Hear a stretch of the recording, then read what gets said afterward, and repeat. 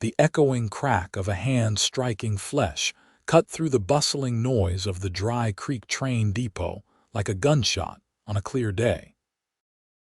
Xavier's head snapped up from beneath the brim of his weathered Stetson, his eyes narrowing as he caught sight of a woman stumbling backward from the blow, her delicate frame nearly collapsing against the platform's wooden planks.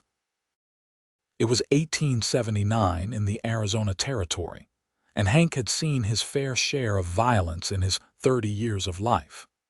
But something about this particular act, a well-dressed gentleman striking a lady in broad daylight, ignited a fury in him that overrode all caution. Before he could think twice, Hank's long legs carried him across the platform, weaving through startled passengers and porters. The woman was struggling to regain her balance, a hand pressed to her reddened cheek, when the man raised his arm for another strike. "You embarrass me for the last time, you ungrateful," the man spat, his words cut short as Hank's hand clamped around his wrist mid-air. "That's enough," Hank said, his voice low and dangerous as he towered over the shorter man. Without releasing his grip, he turned to the woman, taking in her wide, frightened eyes and the small trickle of blood at the corner of her mouth. In that moment, Hank made a decision that would alter the course of his life forever. He pulled the woman into his arms, positioning himself between her and her attacker. "My apologies for the delay, darling," he said loudly enough for everyone nearby to hear. "I see you've had the misfortune of encountering this, gentleman, while waiting for me." He turned his steely gaze back to the red-faced man.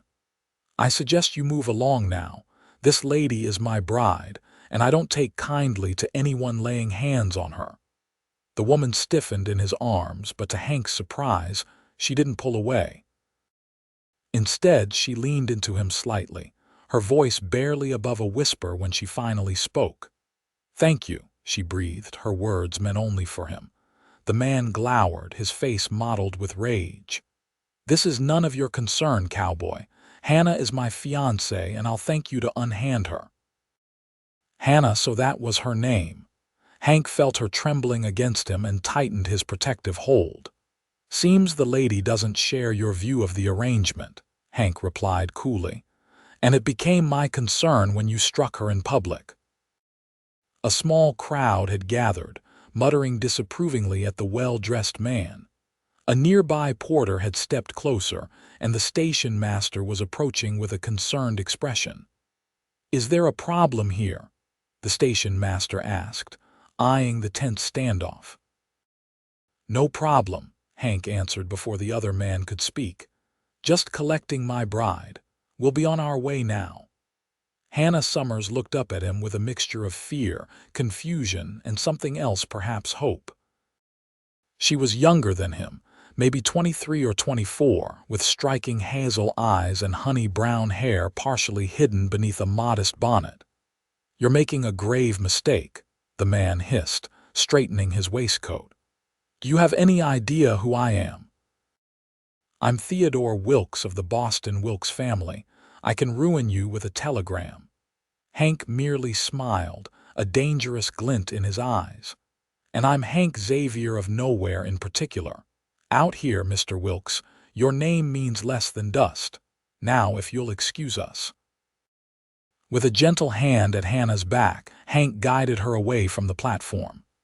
She moved stiffly at first, but as they put distance between themselves and Theodore, her steps became more assured. "My luggage," she whispered urgently. "Where is it?" The porter was loading it when Hank nodded, understanding. "Wait here." He guided her to a bench just outside the station and strode back inside, returning minutes later with a porter wheeling her trunk and valise. "Where to, sir?" the porter asked. Hank hesitated, suddenly realizing he hadn't thought this through. He glanced at Hannah, who was watching him with wide, uncertain eyes. "My ranch," he decided. "It's about 5 miles outside of town." Hannah stood, her composure recovered enough to speak clearly. Sir, while I appreciate your intervention, I cannot possibly, please, Hank interrupted softly. At least until we're sure he's gone. My sister lives at the ranch too. You'll be properly chaperoned. A lie, his sister had moved to California years ago, but it seemed to ease some of the tension in Hannah's shoulders. Very well, she conceded. Just until I can make other arrangements. Hank helped her into his wagon, careful not to touch her more than necessary. As they pulled away from the station, he noticed Theodore watching from the platform, his expression promising retribution. The ride to Hank's ranch was mostly silent. Hannah sat rigidly beside him, her hands folded tightly in her lap. The afternoon sun cast long shadows across the rugged landscape, turning the distant mountains into silhouettes against the azure sky. I don't actually have a sister at the ranch, Hank finally admitted as they turned onto the dirt road leading to his property. But my foreman's wife, Maria, lives in the second cabin. She's a good woman. You'll be safe with her. Hannah's lips quirked in what might have been the beginning of a smile. I suspected as much. You don't strike me as a man who lies easily, Mr. Xavier. Just Hank, madam. He adjusted his hat nervously. And no, lying's not my strong suit. Why did you help me? She asked suddenly. You don't know me. You've certainly made an enemy of Theodore, and he wasn't exaggerating about his connections. Hank considered this as they crested a small rise, his modest ranch coming into view, a main house, two smaller cabins, a barn and corrals spread across the valley floor. Where I come from, a man doesn't hit a woman, he said simply. Doesn't matter who she is or what she's done. It's not right. Hannah touched her cheek gingerly. No, it's not. After a pause, she added, I'm Hannah Summers. I suppose I should properly introduce myself to my supposed husband. This drew a genuine laugh from Hank.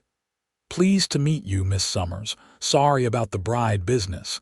It seemed the quickest way to get him to back off. It was unexpected, but effective. She looked out at the approaching ranch. I've never been to a cattle ranch before. I'm from Philadelphia originally. It's not much, Hank said, suddenly self-conscious of his modest holdings. But it's home.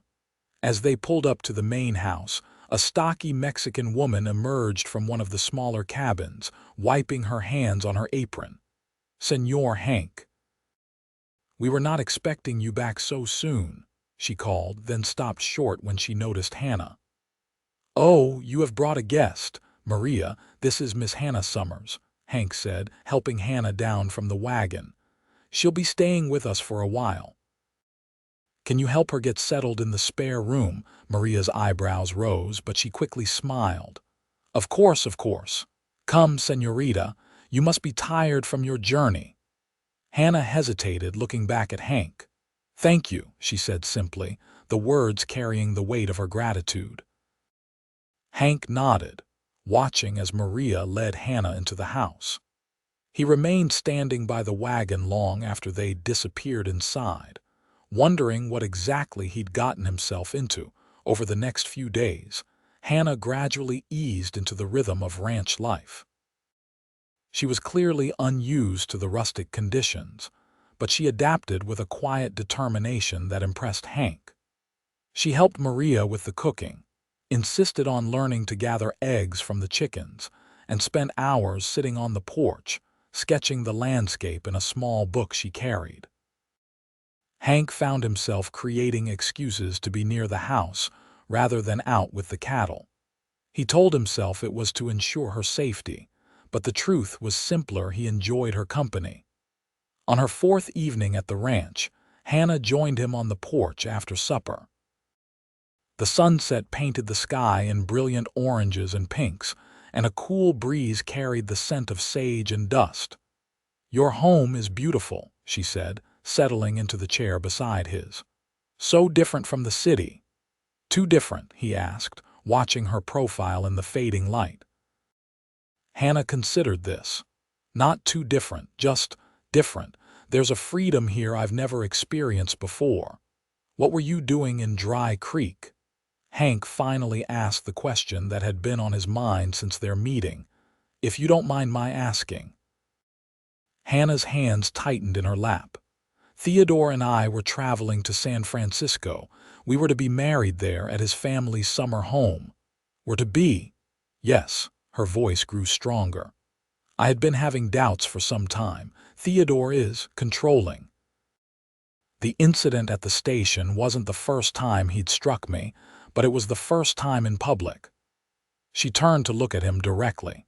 When you intervened, it gave me the courage I needed to end things. I'm glad, Hank said, surprising himself with the depth of feeling behind those simple words. The trouble is, Hannah continued, I have nowhere to go now. My parents died 2 years ago. I have an aunt in Boston, but she's the one who arranged the match with Theodore. She wouldn't understand. You can stay here as long as you need, Hank offered immediately. No strings attached. Hannah studied him in the gathering twilight. Why are you being so kind to me? Hank couldn't explain the pull he felt toward her, the instinct that had driven him across that train platform, the same instinct that made him want to protect her now. Just seems like the right thing to do, he said finally. A week passed, then 2. Hannah's presence transformed the ranch house from a simple dwelling into a home. She arranged wildflowers in mason jars, hung her sketches on the walls, and somehow convinced Hank's ornery old cook stove to produce biscuits that melted in your mouth. Hank found himself lingering over breakfast, savoring the conversation as much as the food. Hannah was well-read and thoughtful, challenging his views on everything from politics to cattle breeding practices. Her Philadelphia upbringing had given her a refined education, but there was nothing pretentious about her curiosity. One morning, Hank found her attempting to saddle one of his gentler mares. Going somewhere? He asked, amused by her determination as she struggled with the cinch. Hannah blew a strand of hair from her face. I thought I might explore a bit farther than walking distance. Maria mentioned a stream with a waterfall about an hour's ride from here. Here, let me help. Hank stepped forward, his hands brushing hers as he took over the task. The brief contact sent an unexpected warmth up his arms. The cinch needs to be tighter, or the saddle will slip when you're riding. I see, Hannah said, watching closely. I've only ridden in parks before, on ponies led by attendants. Hank grinned. Well, Daisy here isn't exactly a wild Mustang, but she does expect you to actually guide her. He finished saddling the horse and stepped back. Mind if I ride along? Those trails can be tricky if you don't know them. Hannah's smile lit up her face. I'd like that very much. They spent the afternoon exploring the foothills, Hannah exclaiming over every jackrabbit and cactus flower as if they were wonders of the world. At the waterfall, they dismounted to let the horses drink, and Hannah immediately pulled out her sketchbook. It's even more beautiful than Maria described, she said, quickly capturing the scene with confident strokes of her pencil.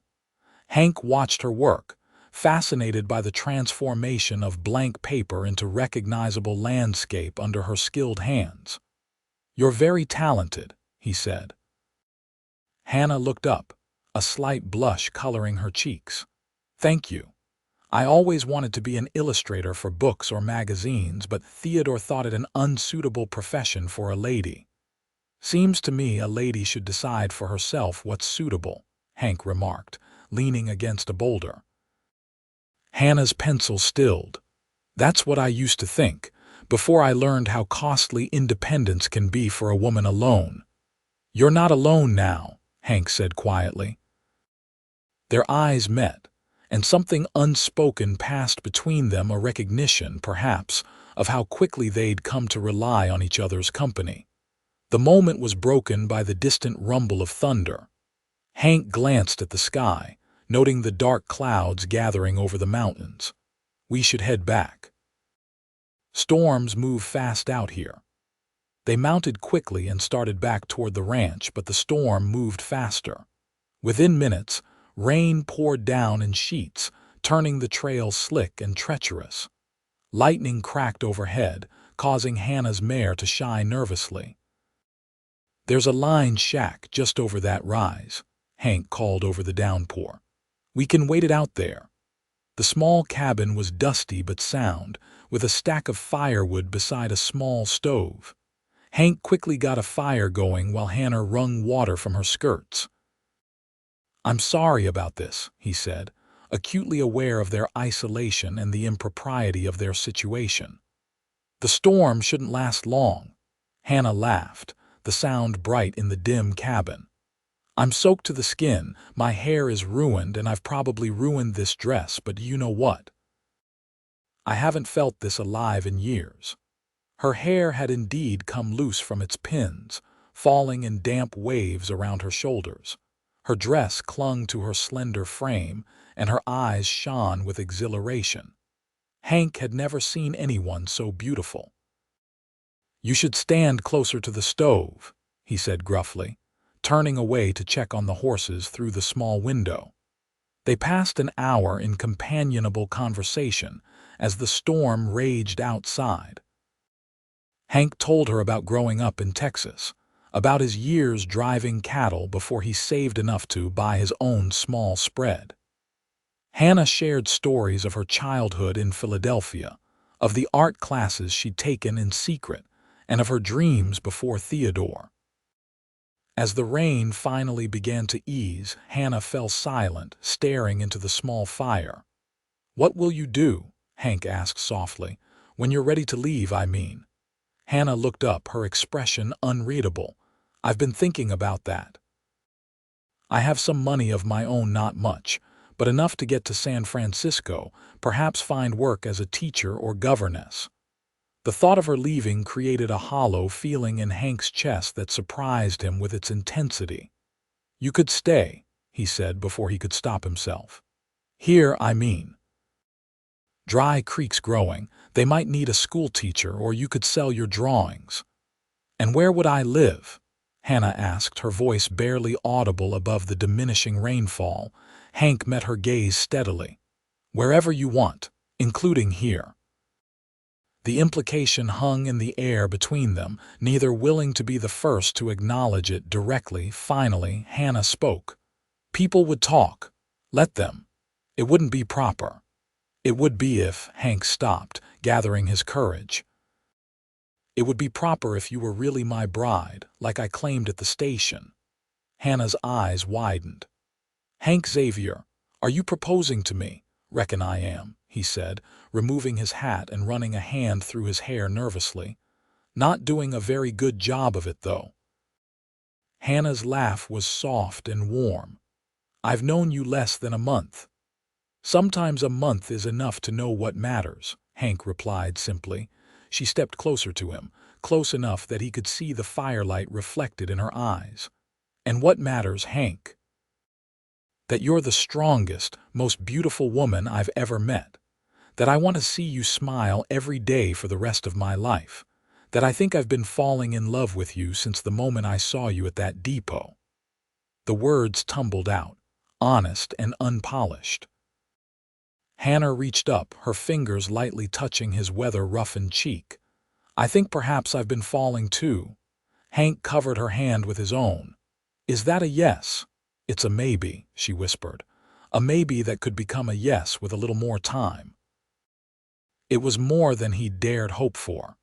"I can live with maybe." The ride back to the ranch was filled with a new awareness between them. Something had shifted, promises made if not fully spoken. The next morning, Hank rode into town for supplies and to check if there had been any inquiries about Hannah. He'd been careful to keep her presence at his ranch quiet, but in a small town like Dry Creek, secrets rarely stayed secret for long. His caution proved warranted. As he tied his horse outside the general store, the sheriff approached, his expression grave. "Hank," Sheriff Miller nodded in greeting. "Got a minute?" "Something wrong, Jim?" The sheriff glanced around before speaking. That Wilkes fellow's been asking questions about you. Claims you abducted his fiancé at the train station. Hank's jaw tightened. That's not how it happened. Figured as much.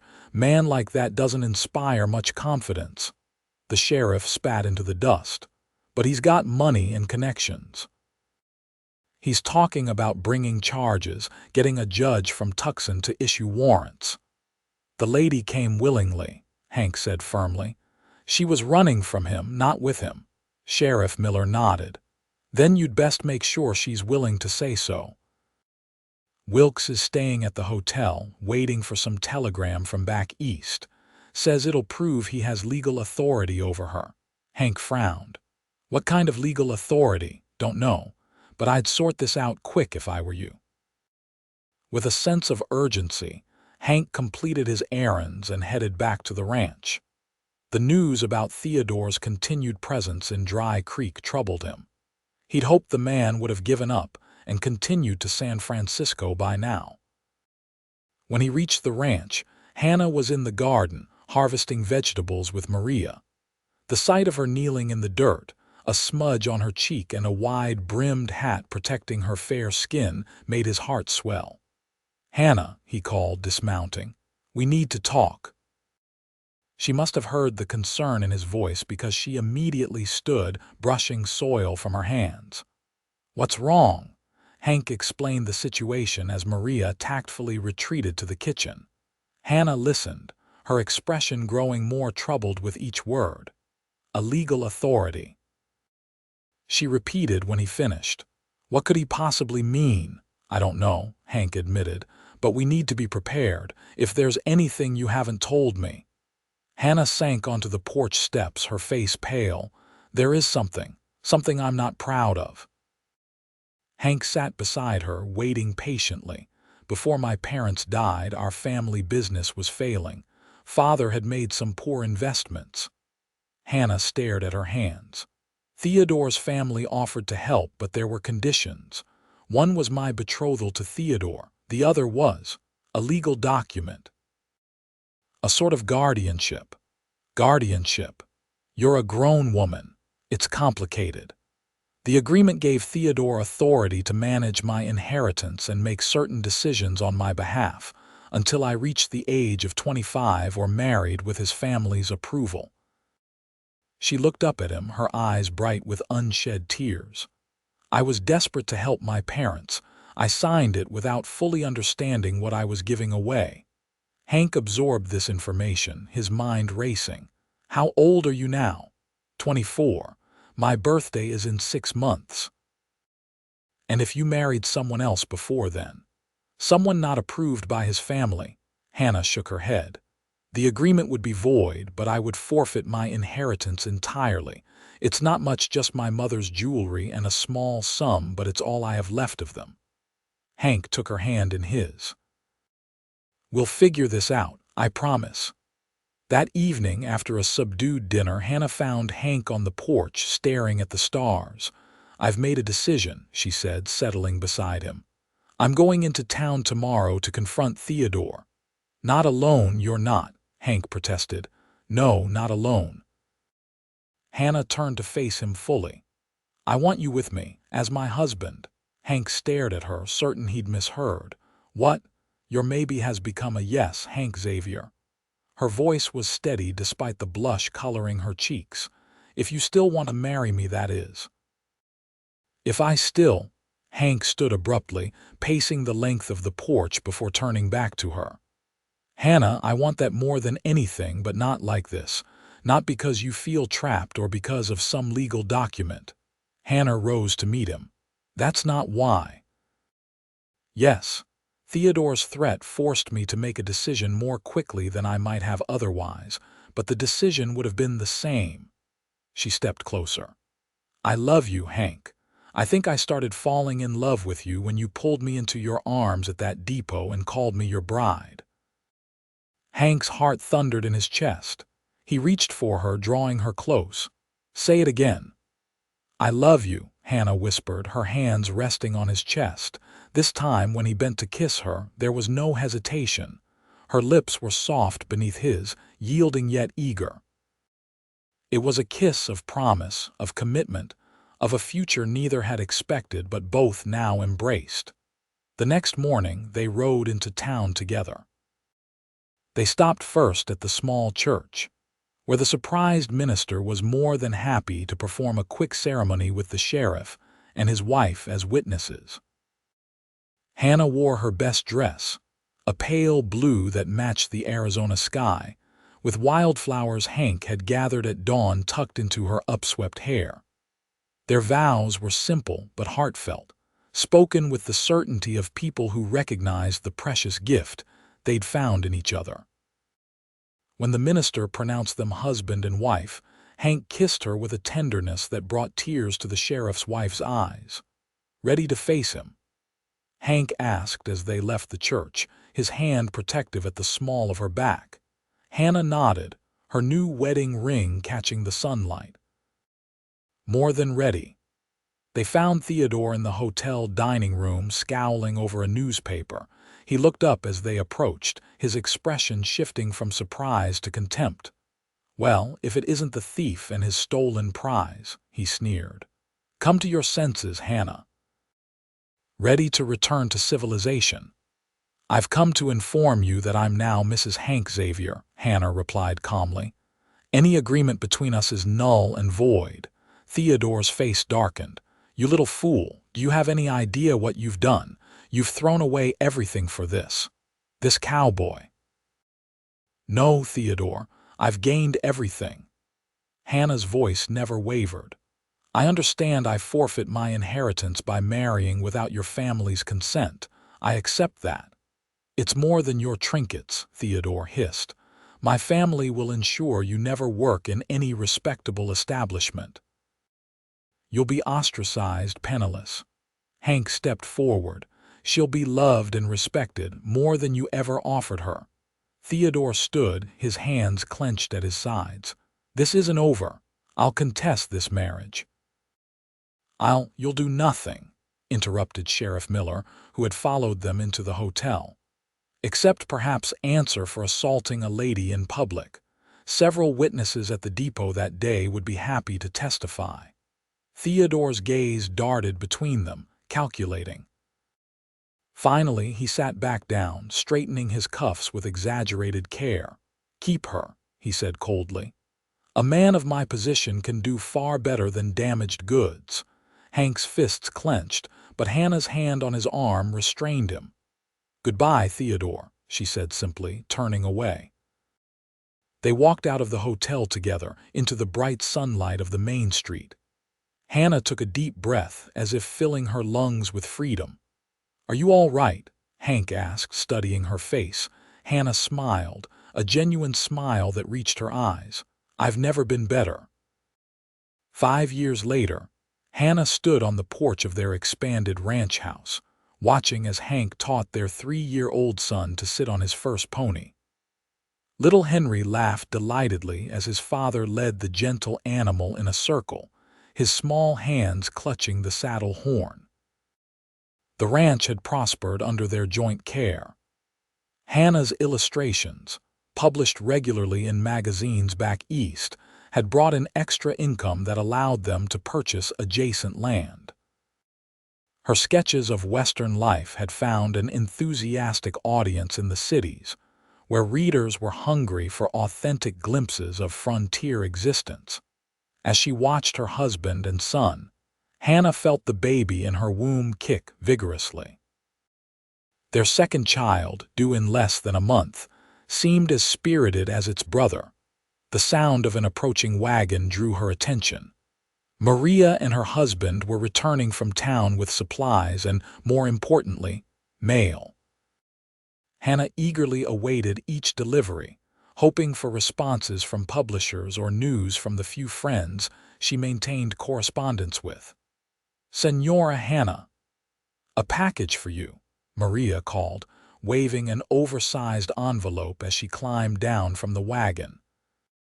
Hannah opened it curiously, gasping when she saw the contents: a contract from a major publishing house in New York, offering to publish a collection of her Western sketches as a book. "Hank," she called, waving the papers. "Hank, come see." He jogged over, little Henry secure in his arms. "What is it, darling?" "They want to publish my book," she said, her voice trembling with excitement. "All those sketches I've been working on, they're going to make them into a real book." Hank's face lit up with pride. He set Henry down and swept Hannah into a careful embrace, mindful of her pregnancy. "I always knew you were talented enough. The whole country will see it now." That evening, as they sat on the porch watching the sunset, Henry asleep in his bed, Hannah leaned against Hank's shoulder. "Did you ever imagine this?" she asked softly. "That day at the depot when you pulled me into your arms and called me your bride. Did you ever imagine we'd actually be here?" Hank's arm tightened around her. "I didn't dare hope for it. But I think some part of me knew, even then, that you were the one I'd been waiting for without knowing I was waiting." Hannah smiled, placing his hand over the spot where their second child kicked energetically. "Our children will grow up free to follow their hearts. No arranged marriages, no legal documents controlling their futures. Just love," Hank agreed, "the way it should be."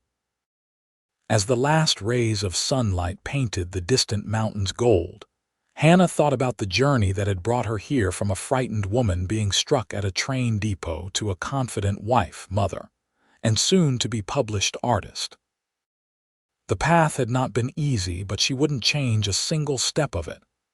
"I love you, Hank Xavier," she whispered, as she did every night. And as he did every night, he responded with the words that had become their private ritual, a reminder of how their story began. "And I love you, my unexpected bride."